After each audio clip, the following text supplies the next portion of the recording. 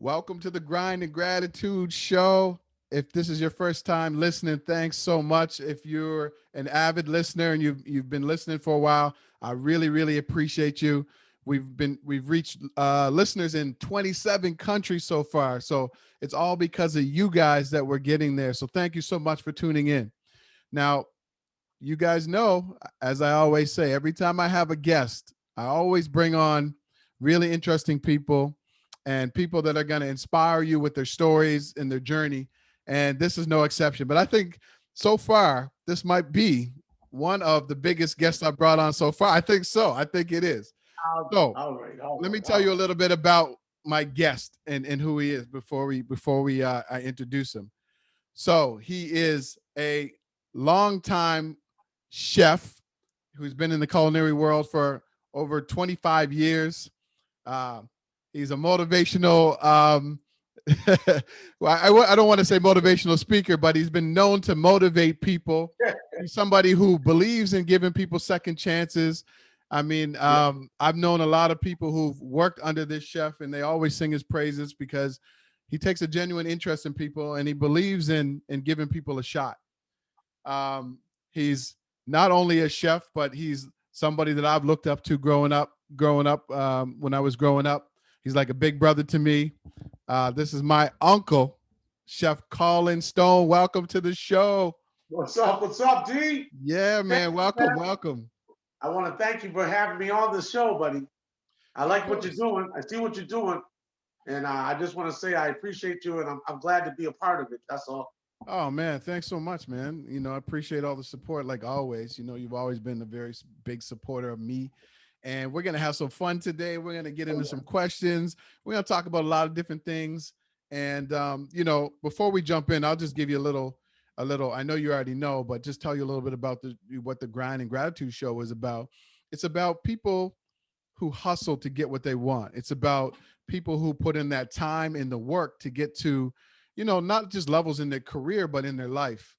And it's about being grateful along the way and being grateful for the journey. And so, I brought you on here because, I've seen you put in this hard work in your career and in your life. And I've seen, all of the people that you've inspired. Right. So, and I know that you're somebody who's grateful as well. So that's why I wanted to bring you on. This is the last episode of the year. And I just wanted to have you on. So thanks for being on the show, Uncle. Thanks for having me. Thanks for Yeah. having me, D. Yeah, man. So let's kind of like get into it with some people. So obviously, you're a chef, and how long have you been a chef? D, I've been doing this professionally since 1985. 85. But, I've been cooking. I've been cooking since I was about 10 or 11, man. So, you know, with your grandmother in the kitchen, you didn't really have a choice. You know, on Saturday evenings, you got to help her get ready for Sunday meal. So I chose to hang out with her, right? I like being in the kitchen. I liked helping her, and it just evolved from there, man. I think you and I kind of started the same way because I think I was about 5 or 6 when I would go out into grandmother's backyard, bring in the vegetables, and then we Right, would cook stuff up. And right. I remember those early memories too. I was a kid, and I loved being able to go out into the garden and pick fruits and vegetables, and then you actually come back and make something with it. Oh, That's what got me cooking too. right on. Yeah, So your grandmother inspired me just because it started from you felt obligated to help her to the point where you wanted to help her, and now you're learning cooking techniques, and you didn't even know you were learning cooking techniques till later on in my career, where I realized that's why you do that. That's why you have to cook it so long. That's why you have to do that. But back then I didn't know. All I knew was you had to get it ready the night before. You had to season it. It had to be seasoned. And Sunday dinner started on Friday night. So you know what I mean? That's how it started for me. yeah, so The love she put in, that kind of stuff. no, there was a love, but so that being said, because you started when you were young, so did you Yeah. always know that you wanted to be a cook, or is that just something that you did? Like, What did you want to? Did you know you wanted to be a cook? And if not, what did you want to be when you were growing up? I think no. I think I was about 12 when I figured it out. Before that, I didn't really know what I wanted to be. Because there's so many examples in our family of people that just went straight through with the education part, with the formal education, right? Danny, you know what I'm talking about. There's a lot of people in our family with degrees, and that's the road that I was supposed to take, that my father, wanted me to take, but it just wasn't for me. Once I Right. started cooking and had my hands on the food, I realized that's what I wanted to do. And I was about 12. That's an early most that's an early age. Like when you think about you can ask somebody right now who's 25, what do you want to do? They don't know. You can ask someone who's 35, 45, 55, and they still don't know. Like you get stuck along a career path, but that doesn't mean that that's what you wanted to do. So for you to know that at 12 years old, I mean, most people never are still trying to figure it out at 50, you know? I Yeah, I feel fortunate that way, and I often wonder, what other career path I would have taken if it wasn't for this, because I've been doing this all my life, you know. Um, but having said that, in this job, you get to be a lot of different things. You're not just a chef. You're not just cooking food. You have to deal with people's personalities, with the highs and the lows, with their, issues and problems. You're like a counselor. You're like it's a multifaceted job that I realized, coming up, that it's more than just ordering food and cooking food. I believe it. You have to get the best out of people. You have to learn how to get the best out of your staff, right? And it's hot So in the fortunately kitchens. for me, what's that? I said, and it's hot in the kitchens, and things get Oh man, intense. Danny, intense. I've seen all kinds of things, man. I've seen grown men cry. I've seen full on fist fights. You know what I mean? I've seen a lot of crazy stuff. But at the end of the day, it's a team. And you played a lot of sports. I played a lot of sports, and I always brought it back to the team. It's a team, right? You don't have to score the touchdown, but if you make that block, someone's going to score. Right. So you have to be humble. You have to be selfless. Sometimes you have to be selfish, right? But at the end of the day, at the end of the night, when you're finished service, it's a team, Right. right? You guys won or you lost together, Right. right? So that's always been my go-to is sports analogies, basically. That's good. So You so know, you think sports like really kind of helped you? Do you think being on a oh, sports teams really helped you in the kitchen? Danny, without a doubt. When I was running restaurants and I saw a resume, if I saw someone that played football, basketball, a team sport. Now I'm not talking about track and fields. I'm not talking about running. I'm talking about a team sport. If I saw that on the resume, I was more inclined to follow up with those type of people because they understand what it's like to be on a team, Right. right? So at the end of the day, the kitchen is not just a brigade. I mean, there is a hierarchy, but you have to work for each other, Right. right? Right. It's a unit. It's a cohesive unit. And if one person's not doing their job, the whole thing will fall apart. Right. Right. It's pretty simple. No, I mean that's interesting, and we grew up in Nova Scotia, Canada. So for those who don't know, Nova Scotia is on the east coast of Canada, and it has a lot of history. Black history, Scottish history, and so for you growing up in Nova Scotia, like how do you think that influenced your culinary style or your passion for food growing up in Nova Scotia? Well, that's a multi-headed question because your formative years, all I knew was Jamaican food, basically. Right. Um, in our house, it was like it wasn't like you were, I never had McDonald's or Right. fish sticks for supper or those sorts of things. Like Right. we had to have cooked food. So when I grew up, it was a very Jamaican influence on my style. Now, the East Coast is full of seafood, as you guys know. Everyone watching knows. We're blessed to have multiples of varietals of fish, varietals of different shellfish. Uh, Even our agriculture, we've got lamb here. We've got, with our wild blueberries, that sort of thing. Like Nova Scotia we're blessed to have the climate that encompasses a lot of things. So when I started my career, I learned a lot about Canadian cuisine, North American cuisine. Right. In school, you learn French cuisine, but then you scale it down to where you're from, Right. and it's seafood centric on this side of it. You know what I mean? Right. So how did those two worlds meet for you? The Well, Caribbean food and then the East Coast seafood and fish and all that kind of stuff. for me, the basics of cooking was that you have to take your ingredients and you have to make sure you get the best out of them. Like I said, when Sunday dinner is prepared on Friday evening, you know that meat's going to taste good. You Right. know that someone put some love into that, some forethought, some skill. So when Sunday, when it's finally cooked and finished and done, you know that food is flavorful, it's tender, it's all it can be. So I took that sort of mentality and put it towards my classical French uh, knowledge. Right. We were taught French cuisine, uh, but I added some love to it. Hmm. You know what I mean? You have to care for the products. Right. You can't just put them in a pan with salt and pepper. That doesn't work. Right. That's Right. no good. Yeah. So basically, I took my mother's love for the ingredients and what you're using, and I put it into my knowledge of what we were doing. My food was always seasoned properly.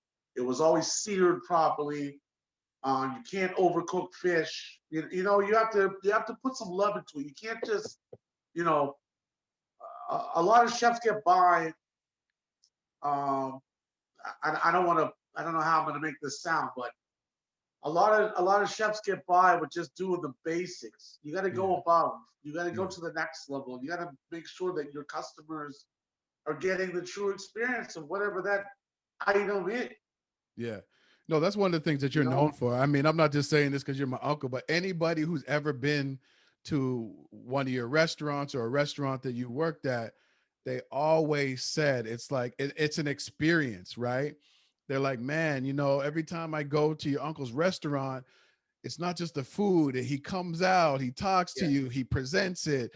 Yeah. He talks to the waiters and waitresses to make sure that they lay everything out properly. And they just, everybody Yeah. I ever know who's ever gone to one of your restaurant, and it's a lot of people, they all say the same thing. It's just like Colin just creates this experience. And so that kind of speaks to what you're talking about. It's not just Yeah. anyone can go anywhere and get a plate of food, but you present it. You come out, you joke, you laugh with people, you Yeah. check on them, right?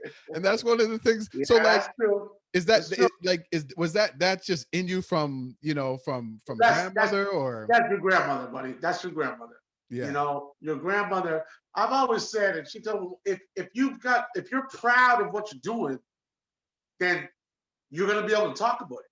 right, You're gonna be able to go and talk about it because you're proud of what you just did. right, So, and her personality.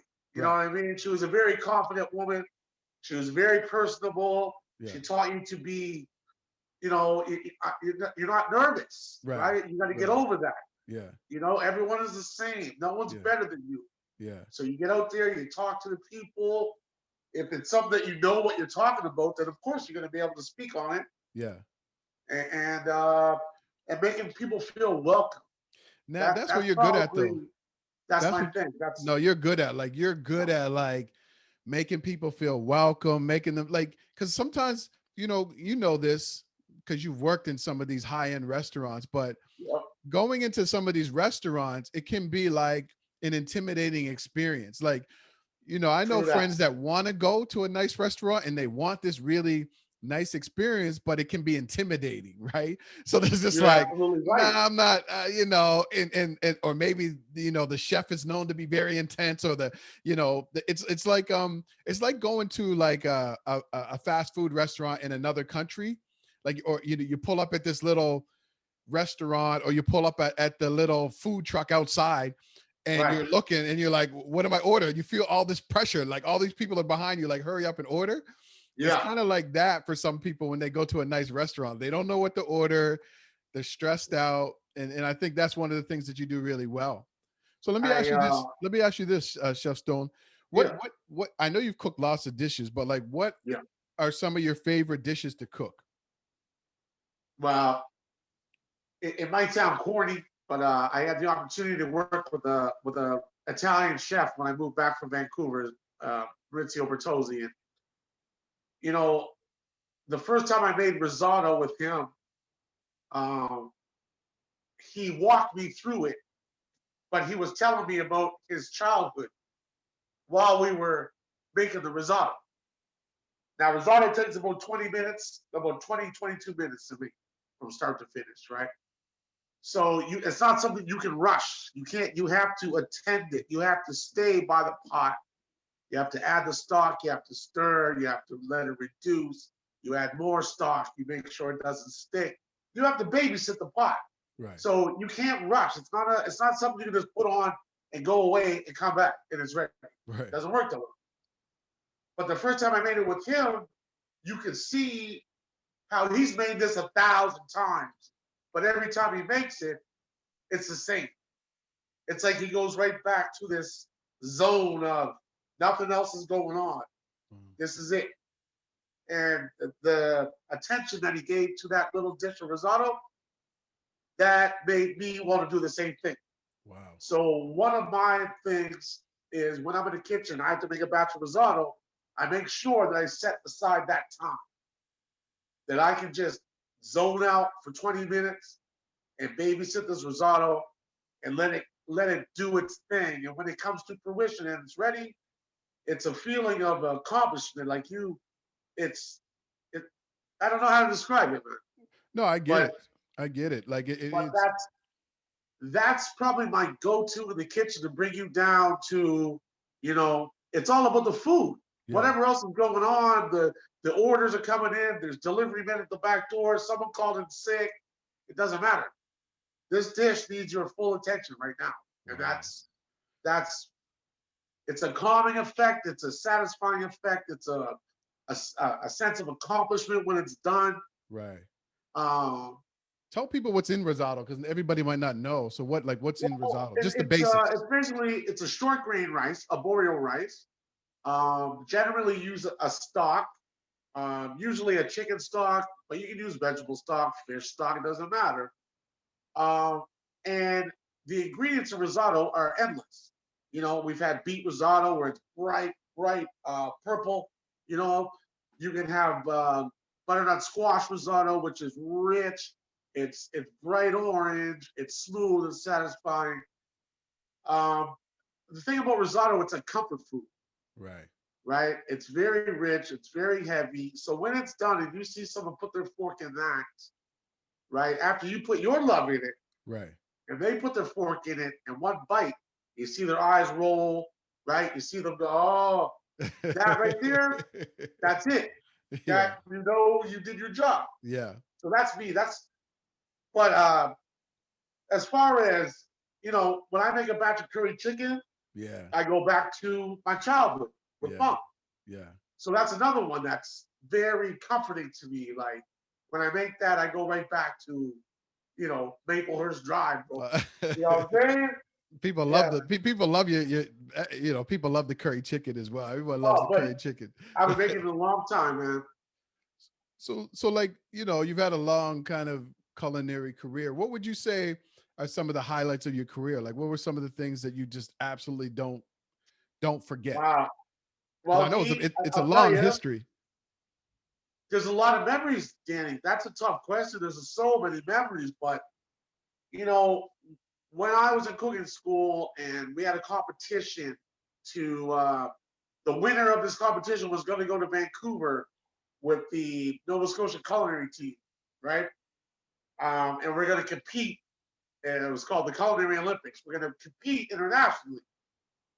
And I was fortunate enough to win that competition Wow, that's amazing. against my peers, Yeah. and I never, in school, I was confident, but I wasn't, there was kids that were supposed to go on and be great. And, there was some kids that already took pastry, so they already had a history. And, you know, I had quiet confidence. I know Right. myself was good, but I wasn't braggy because, I'm still 17 years old then. Wow. But when I won that competition, that was it.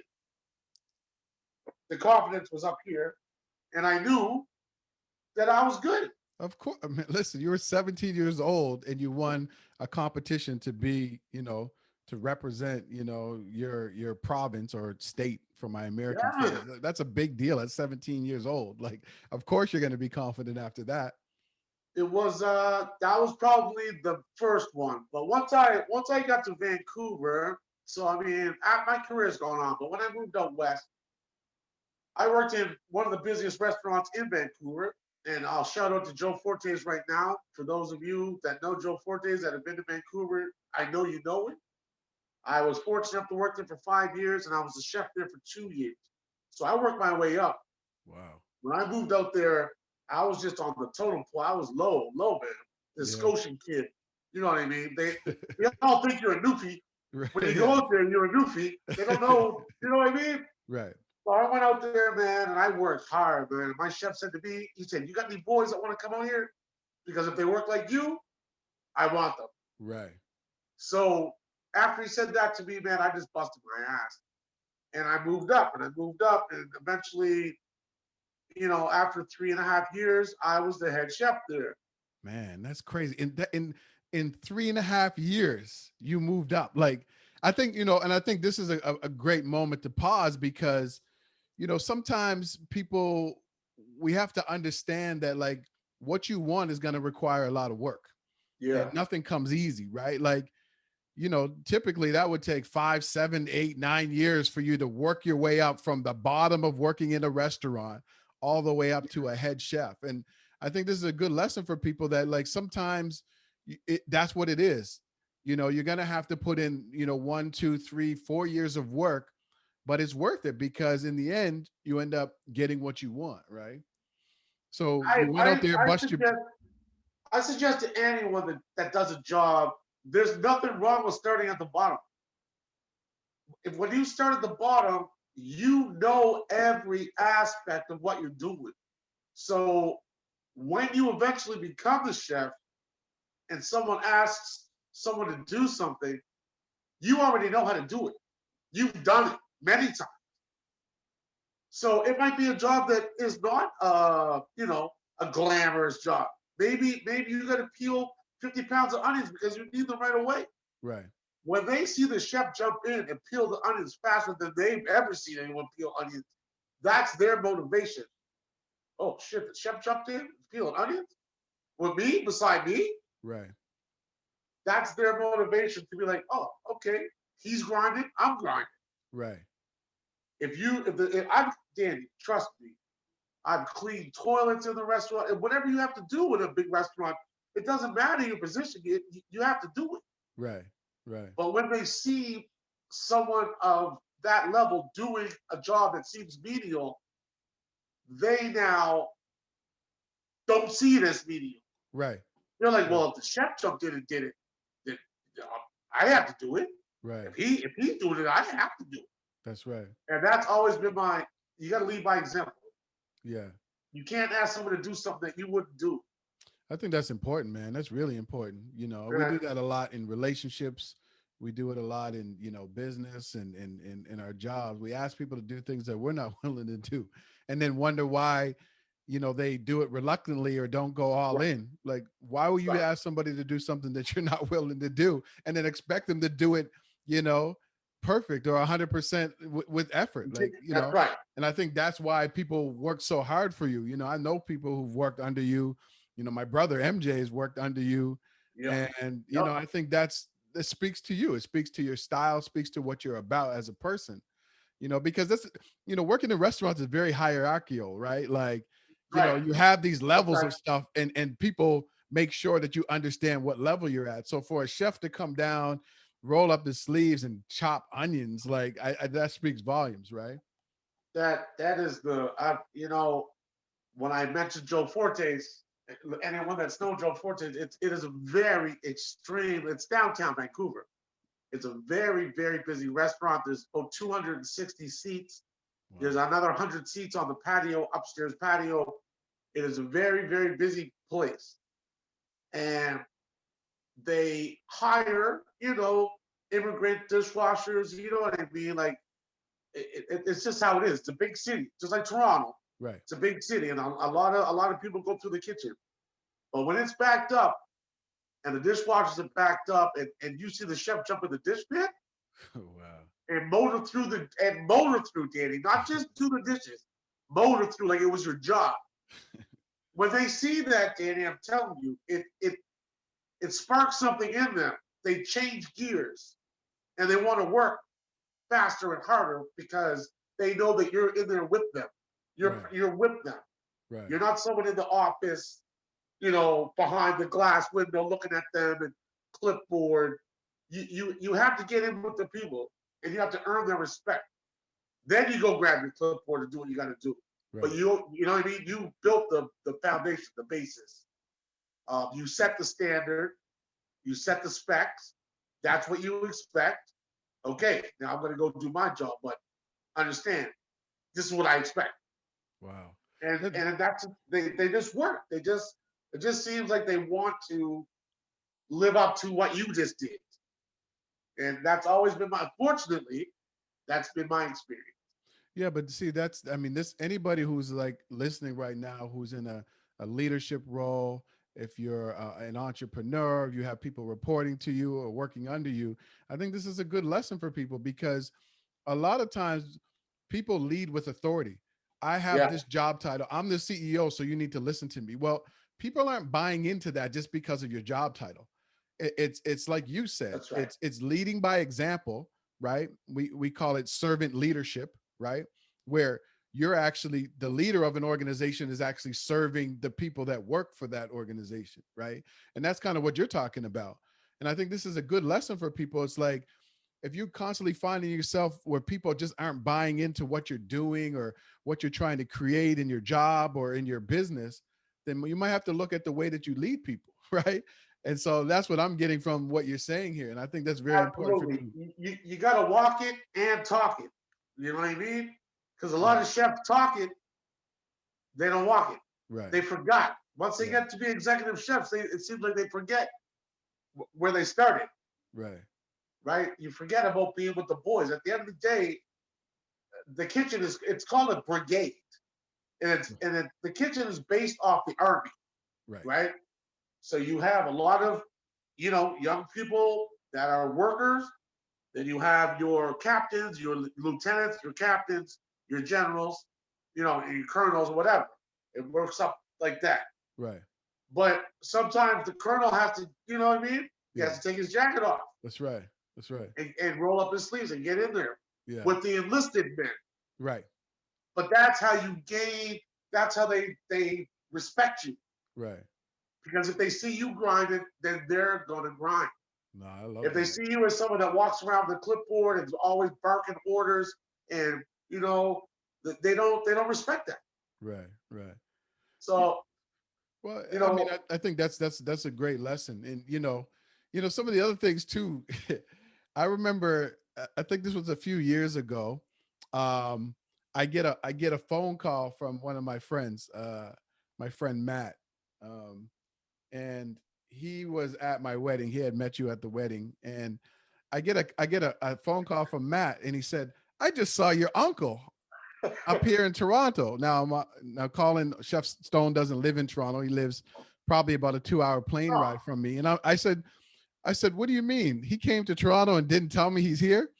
And my friend Matt says, "No, he's on a billboard." So they had a big billboard of Tourism yeah, Nova Scotia. And they had your big face on it. And then yeah, literally a couple of hours after that, I get a text message from somebody else who's like, I think I just saw your uncle on this big billboard out in Mississauga, a whole other city. And and Yeah, so I man. remember texting you and I'm I saying, remember that. I said, what do you do? Like you're, and then somebody else texted me and said, I saw your uncle in this Tourism Nova Scotia commercial. Did you see the commercial yet? And so there was a point where you were all over the TV, Yeah, all over man. the billboards. And, Yep. you know, and now you have this magazine, Clean Eating, East Coast Living magazine. Yeah. I mean, what does that feel like to have all of these things kind of happen in your career? I feel, well, first of all, I feel blessed. You know what I mean? I'm Right, very grateful for that because the opportunity to represent my province as kind of like a spokesman, ambassador, culinary ambassador, I feel very strongly about Nova Scotia. right, I mentioned it earlier. Our agriculture, the produce, you know what I mean? Oxford blueberries worldwide, right, right? Digby scallops worldwide. right, You know, Nova Scotia is a super small province. Look on the map. So whenever we have the opportunity to showcase Nova Scotia, I feel proud. And when they asked me to do that commercial, I was like, "Yep, I'm down." But since then, I've had the opportunity. Now they think that I'm some sort of representative. You know, right, that was in the commercial.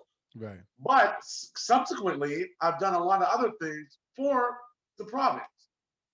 And I feel proud, man. I feel proud. What we Like what? What are do some of here the in things? Nova Scotia, compared to the other provinces and even, you know, down the state, we're a very, very small little place here.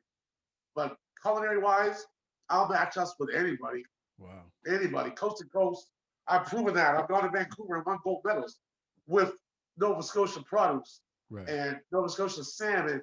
right, You know that was that's probably one of the highlights of my career to compete in BC where salmon is, right, you know, right, king. right. And we took our Atlantic salmon up there and we won the competition. Wow. So for me, that was one of my highlights that were not, you know, just the newfies Right. that they call us. You know, Scotians, you have to recognize us. Yeah, So I was proud of that.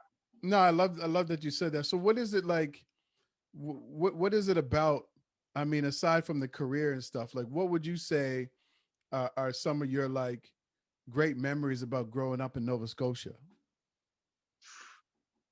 Well, it's bittersweet, Connie. I mean, Danny, you know that, you know, your grandparents were immigrants, right? I'm the first generation Canadian in our family. You know what I mean? So that came with a lot of pressure that I don't think they put it on me. I think I put it on myself because they left somewhere to make a better life, not just for them, for us, for you. Yeah. You know what I mean? Yeah. Um, they left their little country and came to Canada, which was all new to them, to make a better life. So I felt like I had to not live up to, but you know, you can't let them make them feel like they wasted their time. Do you understand what I mean? I Oh, don't I know if completely get it. you What it's properly. funny. No, it's great that you say that because, when I think about things that I'm grateful for, and I say this to people all the time, people think it's just about what I think I'm grateful for that I have. And I go back to my grandparents. I said, I'm Right. grateful that my grandparents moved here from the beautiful country of Jamaica Yeah. to come in the 1960s to come to this cold country where Yeah. people didn't even understand that they spoke English. And so every day I'm always, that's always a part of my gratitude thing that my grandparents moved Right. here to give my mother, your sister, Yeah. Yeah. and all of you a better chance, and in turn all of their kids, me and all my cousins. Yeah. So I'm very grateful for that, and I know what you mean. It's almost like, when your parents do something for you or your grandparents or whatever it is, um, to help you better yourself, there is an obligation. You almost feel, and that's what I felt. I felt obligated to like just not mess up so much. You know what Yeah. I mean? Like just to Yeah. try to make them proud because, You it's gotta do because of them more. that I'm here. That's right. I always felt like I had to do more. Like I had to not overachieve, but just make sure that you doing all you can do. Like Right. you know what I mean? Right. So it's what I tell Isaiah. I tell your cousin, it, it doesn't matter what you're doing, just try to be the best at it. Right. Or if you're not the best at it, at least be good at it. Right. You know what I mean? It's not enough to just be mediocre. Right. It's no good. Yeah, and that's a really good point. I think sometimes too, we set goals and then you don't achieve the goal, or you kind of do, but you don't get the complete results that you want. Well, maybe it's your effort. You know what I mean? Like, Yeah, maybe, no, you're like right. you became a great chef because you put in so much time and effort. Like, I'm sure that you studied books and other chefs, and like you really loved what you did. And the message that you're giving to your Yeah, son Isaiah is that the same. It's like whatever you do, go all in with it. And if you yeah, fail, at least you know you went all in with it. And I think that's right. sometimes we're kind of half That's in and half out, exactly what. and we get half the result, right? Now, I don't think it's fair that if you have, the mental capacity um, to do better and you don't, it's not right. I don't think it's right. You're not living up to your potential. You're not. I told Isaiah, you know, your cousin is, he's a smart kid. He's quite intelligent. Very. And what I tried to impress on him is that it's not okay to just get over, right? You have to do more. There's a lot of kids that aren't able to accomplish things. Maybe mental capacity, maybe it's their environment, whatever it is.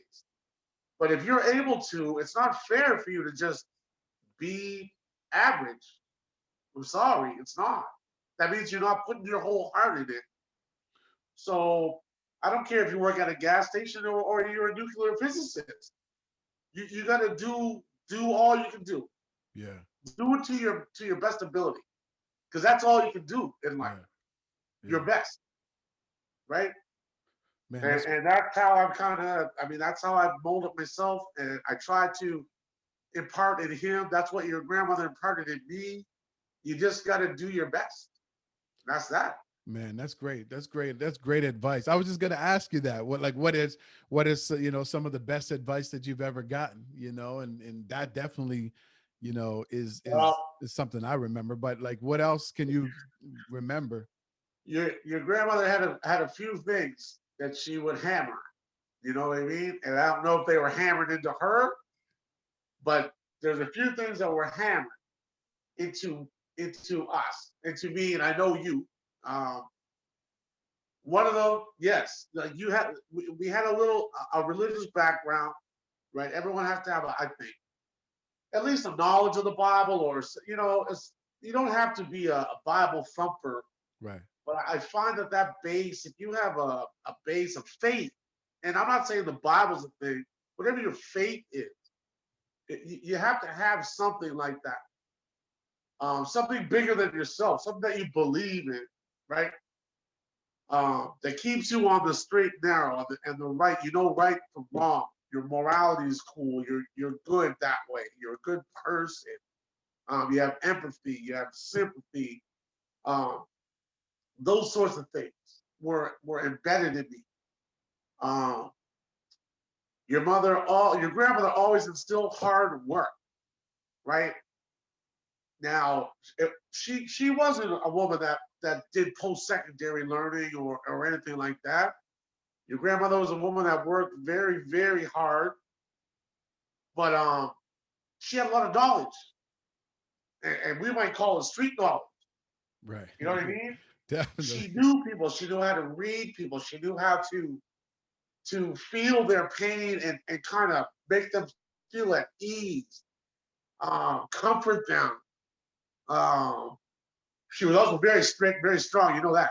Yes. Yes. But the other side of your grandmother was the most important to me, and it was the fact that she put a lot of herself out there and she cared for people, and it wasn't a show.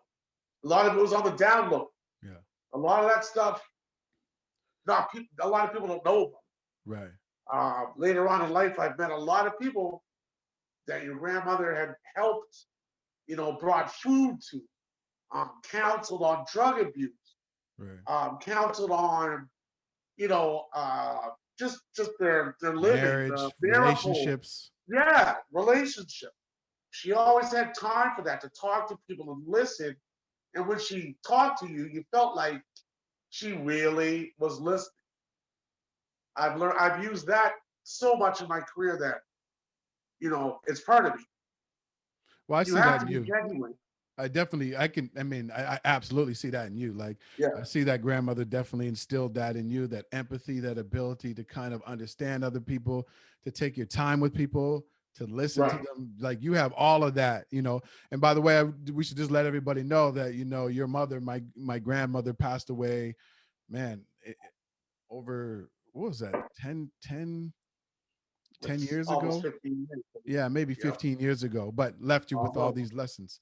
So yeah, I definitely see that in you for sure.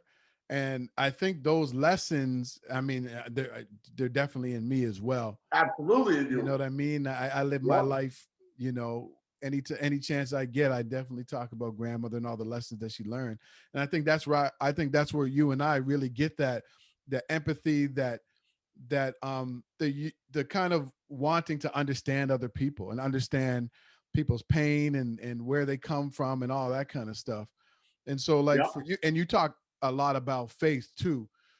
And I'm like you. I'm not like I'm faithful. Like, I really a lot of people don't know this about me, but I really have a strong faith. And so with you, like, do you find that you had a strong faith, and like, how does that show up for you? Well, that's tough because, growing up, I went to church 4 times a week.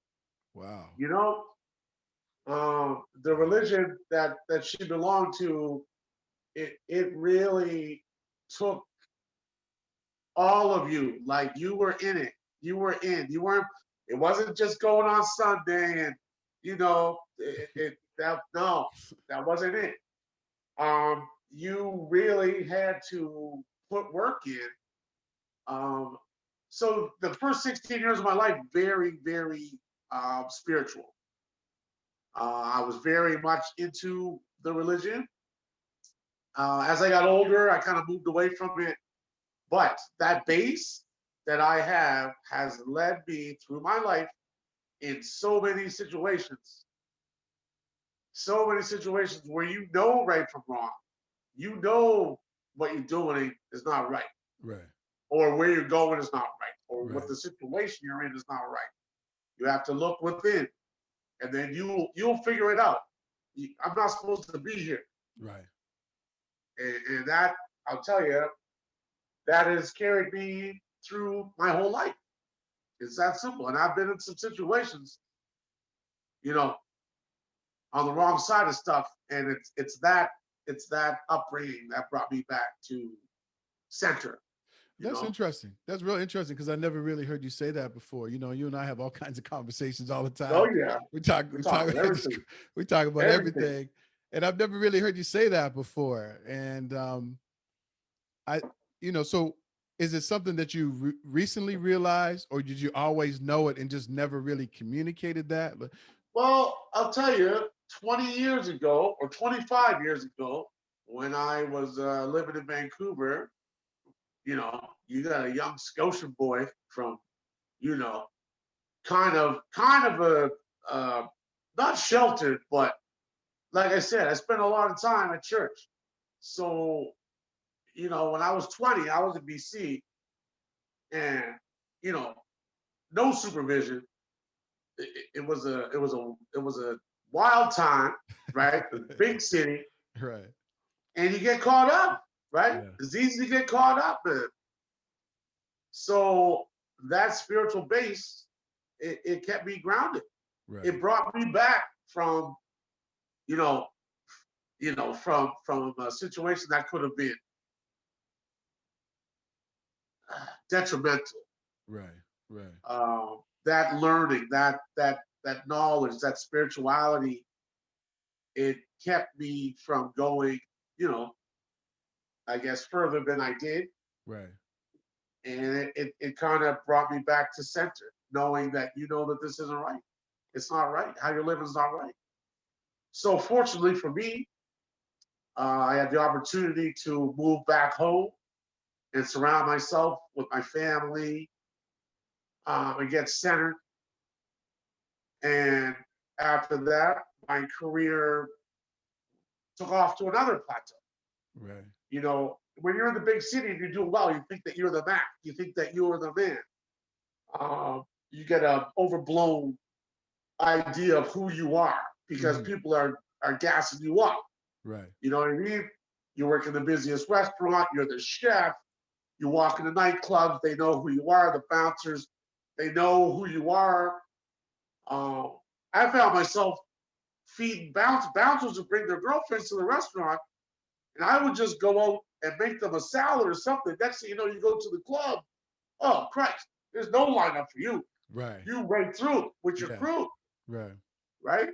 So your head's getting blown up because you think you're all that, but you know you have to remember you have to reel it in, you Yeah. know, and thank God for my upbringing and my mother and knowing who I am and you know what I mean and knowing who I'm not. Right. That's even Right. more important. Yeah. I mean, I think that, I mean, you said a whole bunch there, but I think something that's really interesting is that, you know, I think you said it earlier. You have to believe in something bigger than yourself because it's Yeah, going to help you to stay connected to your values and that's right. your wins, what's important now. And so what happens is when you get disconnected from believing in something bigger than yourself, being, you know, whatever that is, then that it's easy for you to kind of go the wrong way. Yep. And a lot, you know, I know people that don't have that foundation. And I'm when I mean foundation, it's not that you went to church or whatever. It's just they don't believe in anything bigger than themselves. And then they try to call on it when they need it, when they're jammed Yeah. up. Right. And that's very Yeah. difficult because you already Yeah. had it in you. I already have it in me. So it's just another level of calling on it when you're in a challenging situation. It's not now I have to actually start believing in something because I need something to get me out of the situation. Right. Yeah. You got to have that in you, man. You can't just dial that up. It doesn't Right. work that way. Right. And Right. that's that. I also when I say I know that for a fact, you know what I mean? I have friends that didn't have the spirituality Right. aspect. And I'm Right. not saying I'm special. I Right. just it'll just draw you back from being in situations when you know some people don't and it sounds corny, they don't know right from wrong. They don't whether they know it or not, they don't have that thing in them that says don't do that. Right. Right. Or that's bad, that's a bad idea, cut. Right. Or that's you know what I mean? Right. They don't have that thing that will make them say, "Whoa, I'm supposed to be doing this." Right. Fortunately for me, um, I called on it at a time where it was just before it went off the rails. Yeah. I called on that and it brought me back.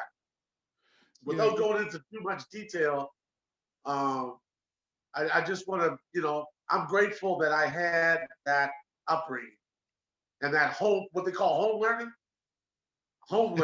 Yeah, that home Because you learning. have to have home learning, baby. If you ain't got no home learning, you know, and you know, Yeah. some people that don't have home learning. So So, you know what? But this brings up something interesting too, because you know, in my book, You Have the Keys Now Drive, I talk about getting a life support network. And it's really about the people that you surround yourself with. And I know I was in that situation too, you know, growing up yep, around a lot of drugs and crime. And, you know, I was hanging out with a lot of the wrong people and started going the wrong way. And, you know, I think it was really once I stepped back and saw the people that I was around, I'm like, this isn't me. And so exactly. once they changed up the people that I was associating with, my life, you know, changed because they had bigger expectations of themselves and bigger expectations of me. What You did you nailed it. find? Was that the same thing for you? You absolutely nailed it. That you take a look around and you realize, like I said, I'm not supposed to be here, Right, right, right? I'm here. I mean, Dan, you lived in the bean, like, you know what I mean? I don't know. And here's another thing. I don't know what would have happened to me if I grew up in the bean. Yeah. You know what I mean? Yeah. I was fortunate enough to grow up where, there was still, it was like a middle class sort of thing. Um, there was still opportunity where I lived. There was still people, you know, we lived in houses. Right. Your grandfather upped his game. You know what I mean? He got his master's in social work, so upped his wealth, upped his status. Right. We moved into a house and that sort of stuff. Um, but I don't know. If I would have grew up in the beat, I don't know. Yeah. It was hard. You had to be strong, mentally strong, because it was so easy to go the wrong way. Yeah. It was all around you. It's all around you, Definitely. right? Yeah. And people may think that, oh, little Nova Scotia is whatever, but any Torontonian knows Scotians. Like, Yeah. you say Scotian, they understand what it is. Yeah. But Yeah. to live down here and be right in it, you know. The other part of growing up here is, you know, your family, your other side of the family, it's a big family. Hmm. My The father's Downey side, side. that's a big family, Danny. Yeah, my father's side's big. Yeah. That's right, it's big. Now, growing up here, I never had that. You see all kinds of black people, you see all kinds of black families, you got all kinds of black friends, but you're not related to nobody. Right. It's a different thing. Like, I don't know how to describe this either, because this is different, because you may not understand, because you got cousins everywhere. Right. Yeah. Everywhere you Yeah. look, I, in Nova I Scotia, had a lot of cousins. you got a lot of cousins. You got a lot of uncles. You know Yeah. what I mean? Yeah. Now, in Jamaica, where we're from St. Anne, yeah, man, our family's big. It's Right. huge. Right. But, you know, I grew up with no uncles really. These two gentlemen that were my uncles, they're not my uncles. Right. You know what I'm saying? Like, my friends, they walk down the road, you're playing ball, you see their cousins, they're hailing up their cousins. Right. I never had that. Right. Right. I knew I had a big family, but in They here, weren't here in you're not Canada. related to nobody. So Right. you have to make sure that your uncle, your mother, we were tight. Yeah. It was us. It was us. It was us. Our little nuclear family was what was up. Right. You have a huge extended family. Right. We just had to make sure that we stuck to ourselves and made sure that we were together. So And I'm fortunate that our family is still close, very close. And I think that's because we only had us. yeah, that's true. You know what I That's mean? true. That's true. Yeah.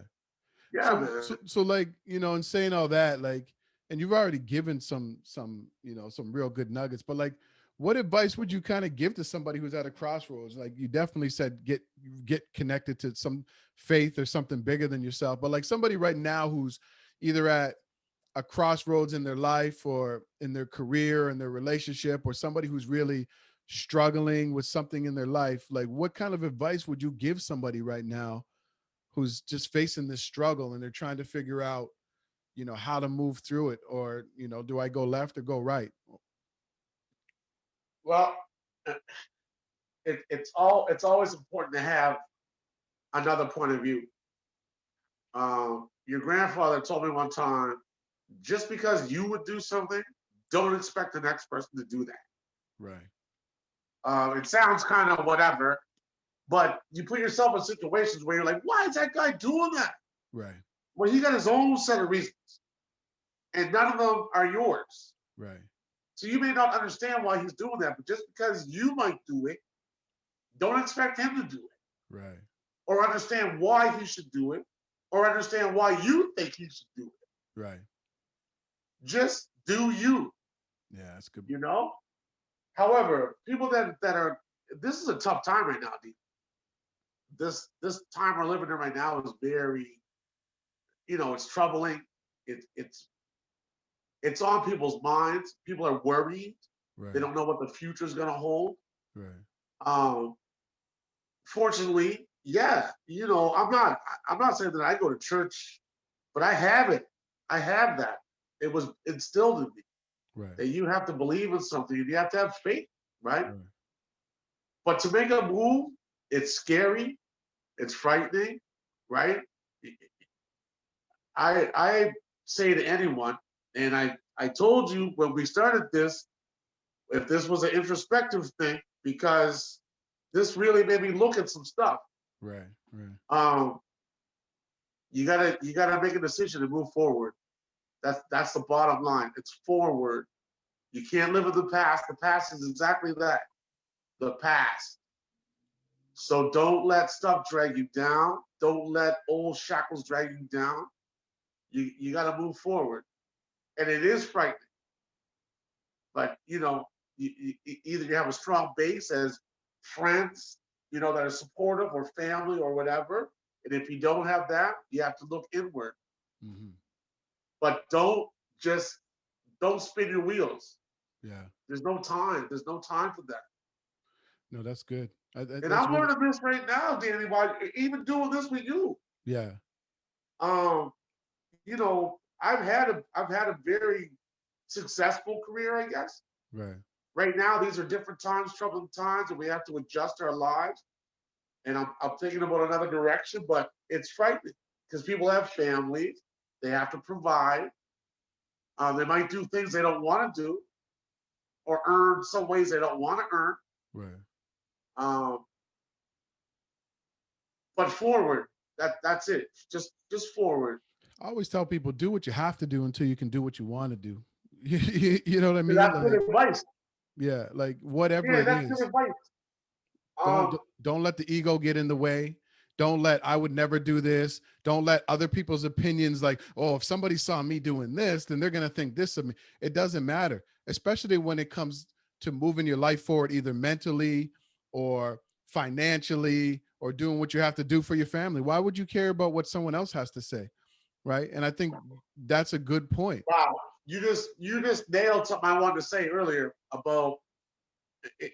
When I moved back from Vancouver, I wasn't not in the position to, you know, move laterally and get an executive chef job. When I came home, it wasn't like that. So I had to humble myself. You have to humble yourself. And being a cook, you can get a job anywhere. Right. It depends on what you want to do. Now, you might be an executive chef in Vancouver, but I came back to Halifax and I had to get a job that was well beneath what you know doing. Doesn't matter. Um, I did that job to the best of my ability, and that's all you can do. People might look at you like, "Oh shit, what you doing? What, really?" Yeah, it's an honest living, and that's basically how I looked at cooking. Your grandmother said that you will always have a job if you take this trade and get a trade because you will always have a job. And I said to myself, well, that makes sense. People got to eat, but that's not what she meant. She meant that if you want to work, you will have a job. Don't let your ego get in the way. Don't think something's beneath you. If you got a family, you got to provide. But like you said, you do what you got to do till you get to do what you want to do. And I think that there, that's the real advice right there. I think, man, I mean, the fact that you did that though, like, you know what I mean? You were an executive chef, you came back home, and then you were a cook. And I'm sure a lot of people Yep. came to restaurants and said, Colin, you're a cook. Like, like Yep. how do you deal with that? Like, I'm like, it's a small place. I'm sure everybody knew that you were a cook and not an executive chef. How did you deal with that? Yep. Well, like I said, you have to humble yourself to earn an honest living, Danny. Yeah. And you know, I know you know what I'm talking about. To earn an Right. honest living is a whole other thing. Right. So it takes strength. People Yeah. might think that you're taking you're taking the sucker route, but at the end of the day, it's honest living. Right. And from that honest living, when I came back in 1996 or 7, it started. It started from working at this little place to talking to your friends to, oh man, Maurizio's looking for somebody, to going to meet Maurizio, to meet this chef that is world renowned and worked beside him for 5 years Amazing. to the point where he made me a chef of one of his other restaurants. And that's how I got back on track. Wow. Right. But it's your work ethic. That's what it is. That's what's been You have consistent. to you have to humble yourself, because I could have came home with a whole other way. Right. Right. But that's that. There's Isaiah. So I wasn't raised like that. Yeah. You gotta work, Man, and you gotta have that lifestyle was not part of your grandmother's, her program. No, definitely So not. you got to come back to what you know and what you're supposed to do, and from there, I was blessed. Right. And fortunate for me, I had friends that I worked with before I left that knew how I worked, knew my work ethic, knew my skill set, and it just catapulted me to, to Right. bigger and better things. And I was fortunate to have, 4 executive chef positions in the Wow. last 20 years. Being back home, raising a family, it's little Nova Scotia, but I'm happy here, man. Trust Yeah, me. no, that's great, man. And that's one thing I learned from you is definitely work ethic. I've seen you grind it out. I've seen you, rise up throughout these kitchens and become executive chefs. And like I said, see you on magazines and all these kinds of things. And really proud of your journey. I'm proud of like the whole journey that you've had, and it's really taught me a lot about, myself in terms of like possibility. I think right now, going back to what the time that we're living in right now, a lot of people are feeling stuck. A lot of people don't know what's next, and they can't see their way through that. And I think you said it. It's like, even if you can't see your way through something, the best thing to do is to get in motion, right? Like, whether it's going to the gym, whether Yep. it's meditating, whether it's reading, whether it's spending time with your kids, whether it's having meaningful conversations, whether it's getting out there and job searching, starting a side hustle, getting in motion is a Right. step forward. That's the thing. Right. Like sitting around stirring over things. I don't know how I'm going to pay this bill. I don't know. Well, get moving. Can I get a side hustle over here? Is there something in my house that I can sell right now to make a couple extra dollars? Can I get another part-time job? It's about getting in motion. And I think a lot of us, we overthink things, right? And because we can't really see our way through it, we just stay where we're at. And so you said it, get in motion and just move forward. Maybe not in even the way that you want it to, So right? see, but that's the thing, dude. But the humility part, that's where the humility comes in. Yeah, Because you might be doing a job that you already know it's not what you should be doing. right, You might think it's even beneath you. right. Really, you know what I'm saying? Yeah, You might be someone that's got their doctorate or their master. I work with dishwashers in Vancouver from different countries that have their doctorate in mathematics, wow. and it was a dishwasher. Now, this is a whole other side. We just veered off to something, but I have to speak on this. That these gentlemen, I mean, this man had 2 books written. Okay, he's a dishwasher at Joe Forte's, and some of the people we're talking to, like people talk to dishwashers, and you know what I'm talking about. Disrespectful. This man he was a professor of mathematics. Everyone has a story. You don't know what their story is. You're gonna treat everybody with respect, right? I don't care what they do. Ditch digger, dishwasher, professor. No one's better and no one's lower. Trust me.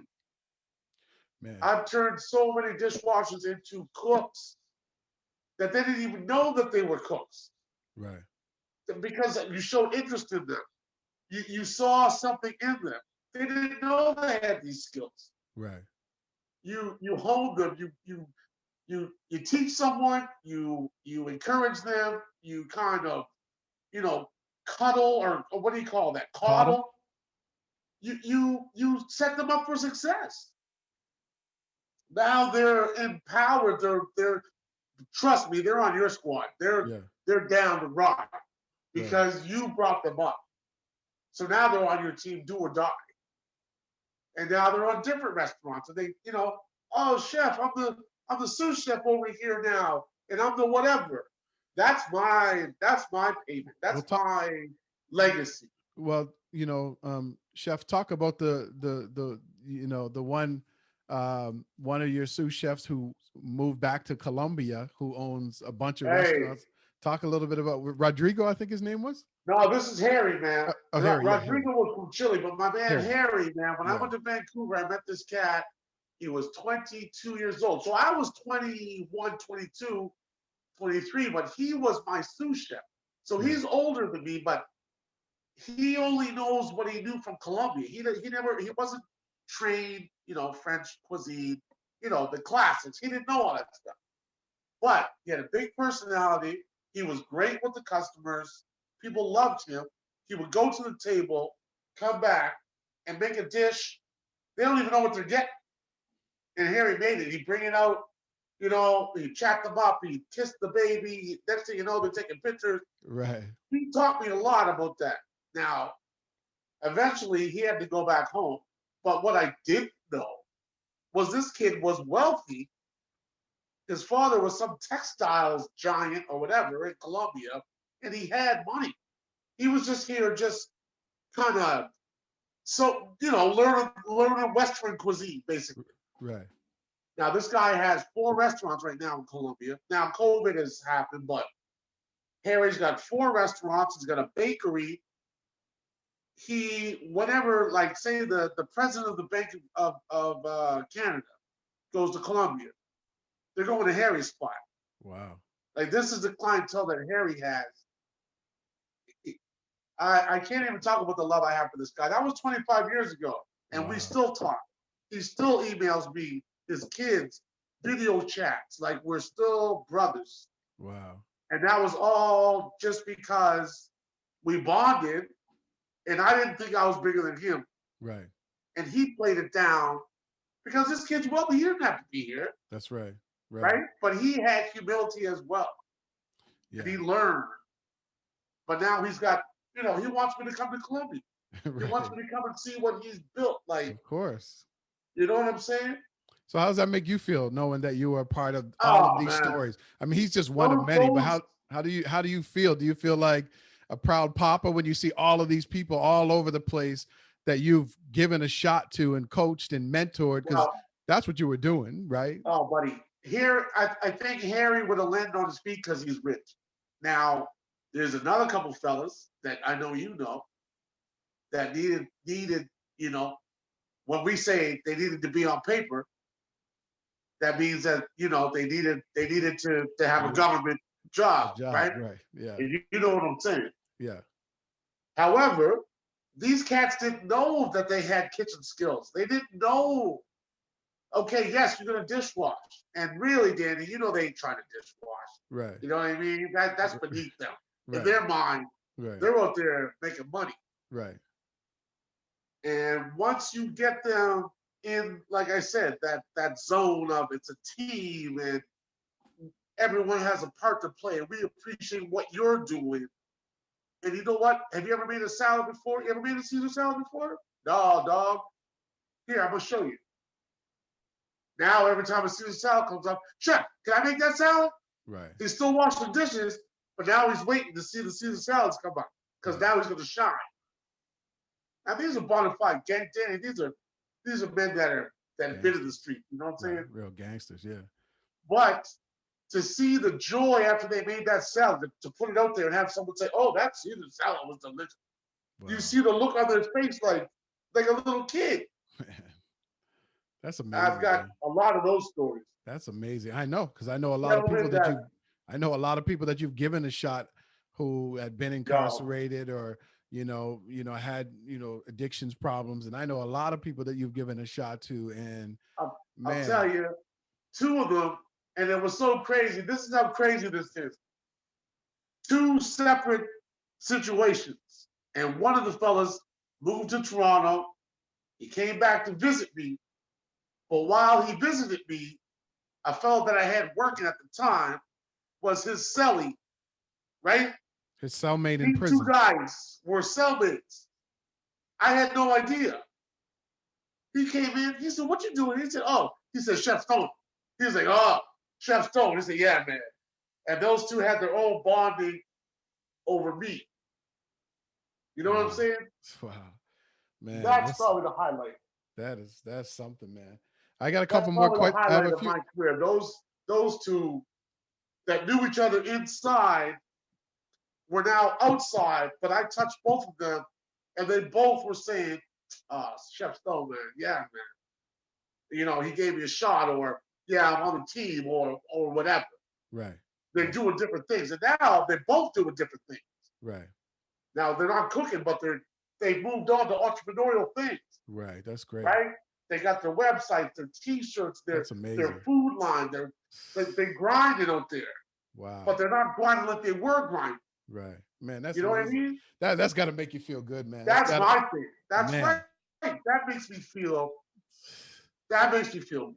That, That kind of stuff. those are trophies. So I got a couple more questions before we wrap up. Man, this is good. Yeah, but So you've had a lot of things, you've achieved a lot of things in your life. So like what's your biggest dream now? Like what would be, the icing on the cake for you in terms of your career and your life, both of them. What would be the icing on the cake for you? well, uh, right now I see you know, as you get older, it's all about your kids, right? Your offspring and what you've taught them, instilled in them, and where they're going. So, the oldest, I think he's on the right track. You know what I mean? He's at your alma mater. He did it. He dipped his toe in last year. He did well at Dalhousie. Now this COVID kind of, you know, made him switch gears. But basically, my end game, I would like to move to the country. I'd like to develop something out there where it's now slow. It's Right. slow, right? Whether it's a barbecue shack, Okay. smokehouse, something that is not, because I mean, I've worked in a lot of different restaurants. I've worked in a lot of high end restaurants. Right. But the trend right now is going back to old school, Yeah. right? Um, it's not like there's a huge barbecue tradition here, but there is, you Right. know. Right. And I think I have the opportunity. I'd like to with Sarah, who's from the country. We're city kids, so I don't really know a lot about the country. I only learned from her. But what I'd like to do is try to create something like a barbecue shack smokehouse thing that is going to be legendary, Yeah. that will go on and on and on. Now Right. my kids don't have to work there, Right. but they might. It'll be a destination spot. When you come to Scotia, you don't have to come to Chef Stone's Smoke Shack or Yeah. whatever it is, right? Yeah. I like You got to that. come out there. I like You got to, that. you got to, but the whole experience, Steve, not just the food, right? You know how we're going to do it, or Yeah. how I'm going to do it. I'm going to be out there. I'm Yeah. going to be talking to the people. It's going to be an experience. Just like when you come to Nova Scotia and you go to Lunenburg or you go to, wherever. Right.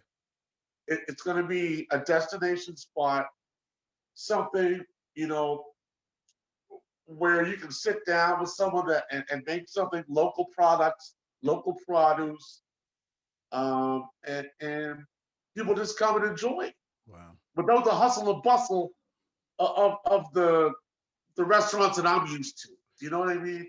I think people want that now. They want that kind of slowed down I think so experience too. where they can, conversate and have these kind Yeah, of man. meaningful discussions and take their time with the food, not be rushed out of the restaurant. So That's I what think I'm I think saying. that's a great idea. I think that's gonna be that's a We'll see. Hopefully that maybe we'll have another chat and we'll be doing it from down there. Who knows? definitely, definitely. Okay, I got two more questions I ask everybody before they leave. So Okay. what does it mean to grind and hustle? What does that mean to you? Well, Danny, to me, watching the examples set for me, right? you know, your mother, your grandmother is probably the best example to me of someone that worked super hard all her life to provide, not even for herself, to provide.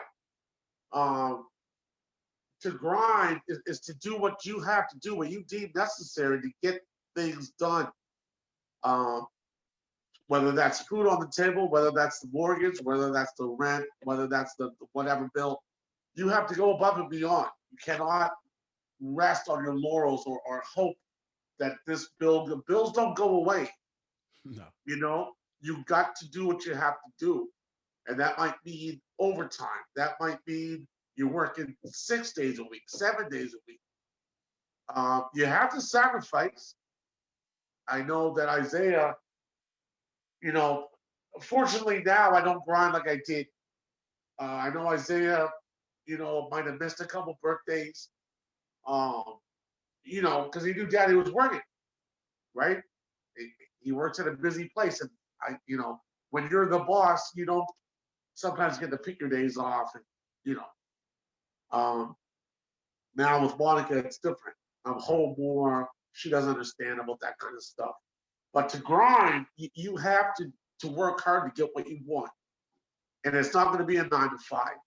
You might have to get a second job. You know, like I said, you might have to work 6, 7 days in a row. You might have to work whatever. Anyway, Right. whatever you have to do to maintain or to achieve what you've set, you have to do. Yeah. And it's not going to be easy. That's great. That's what I mean about grinding. No, that's great. If grinding was easy, then everyone would do it. Of course. Everybody be grinding, but they're not. Exactly. But they're not, though. I know. Yeah. No, that was great. And last question: what does gratitude mean to you? Well, I think throughout this whole thing, we've talked about that. Gratitude. I don't know if I'll ever be able to. Well, I can't say that. When I say be grateful for what my parents have done for us, the sacrifices they made, um, I was going to say I don't know if I'll be able to pay them back or show them how grateful I am, but I think with our children and what they're doing, you're an example. The next level, I think that's the gratitude where they've moved on or they've stepped up their education or they've stepped up their lifestyle game. Um, Unfortunately, your grandmother's not here or your grandfather, but I think that they would see that what they've done for us that we are grateful for. And I think what you're doing, how you motivated others, your story, um, shows the gratitude. Yeah. Right? It's not both work. Yeah, You got to live it. You can't just say you're grateful. You have to. Right. You have to. You know what I mean? Embody it. It's an expression of what's going on in your life, not just I'm grateful or I'm blessed or whatever. Right. It's more than that. It's more than a hashtag. More than a hashtag. Well, that's what I'm saying. Exactly. Right. You know, like I said, your grandfather Danny he got his master's when he was probably in his late 40s, right? So that means he had to work a full-time job with the family and go to school, night classes, and then get up and go to work. Like when you see someone doing that, you have to act accordingly. Right. You can't just lay around and go, yeah, he did that for us or whatever. That's your work ethic. That's your base. Right. So that's me. That's what I mean. I'm grateful that I had parents that chose to come here and try to better not just themselves, but they had a plan. And we are the fruition of that plan. Wow. Well, man. And it's still going. So. It's still going. It's still, man, we covered a lot in this conversation. We covered. So before we wrap up, Uncle, first of all, what do you want to, how can people reach you? Where you at? Well, I'm on Instagram. I'm at Collin Stone 67. I'm also at I got a Gmail address, Collin Stone, also 67 at Gmail. dot Collin Stone 67 at whatever dot ca Gmail. Gmail. Gmail.com. Yeah, I'm hoping to get up on this stuff and Yeah. hoping that that you'll help me Sure. because this Sure. is all new to me. And the I spent my magazine. whole Talk life. talk talk about you got show people the East. I see the magazine back there. Hey, yo, hey, The East man, the East Coast Living yo. magazine. If you're in They're Nova Scotia, make sure you get a copy of that. He's they're on hyping there me up, on the man. So cover. we're gonna move on with this. So hopefully there'll be a website soon, and I'm gonna start making some videos, Yeah, and hopefully we'll launch this thing, and we're gonna make some comfort food together. We're gonna make some real soul food together, I love it. and that's Yeah. my plan. Well, These times are new for everybody, yes.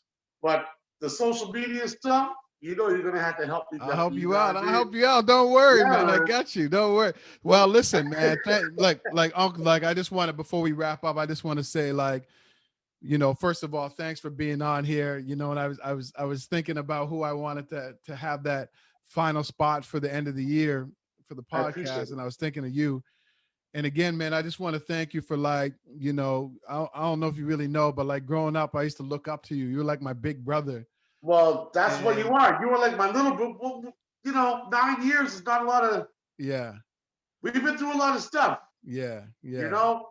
So So you are like my little brother, and when you achieve, I feel a part of me achieves. You know what I mean? of Like course. I'm super happy for your career right now. But I've been proud of you, Danny, since you was a little kid. Man, thanks. So to see this happening now, and your marriage and the family, like I'm loving it. I'm Thank loving you. watching you guys because Thanks. yeah, you are the next generation of us. Thanks, man. I And really the appreciate it. Stones and the Richards, we gotta keep going, buddy.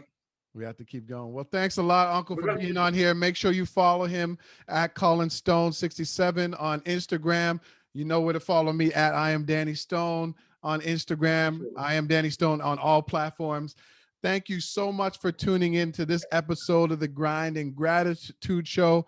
We're going to come back bigger and stronger and better in the new year. So thank you so much for tuning in, everybody. Make sure that you come back. Again, every Monday, we drop a brand new episode. Take care.